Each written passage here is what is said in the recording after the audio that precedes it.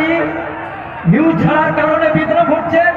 আপনারা no entry করে যদি খুব ইমার্জেন্সি গাড়ি হয় তাহলে আপনারা ছেড়ে দেবেন, নইলে কোনো দুর্ঘটনা ঘটে গেলে সেই দায়বদ্ধতা কিন্তু আমাদের সাধারণ মানুষের প্রতি থাকবে না।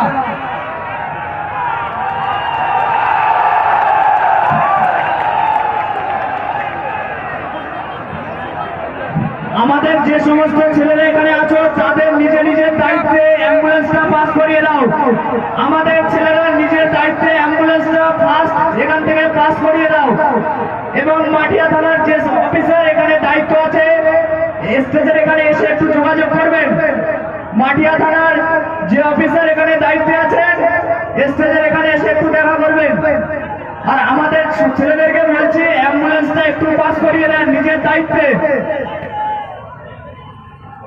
আপনারা নিজের নিজের জায়গায় বসুন, আপনারা নিজের নিজের জায়গায় বসুন, আপনারা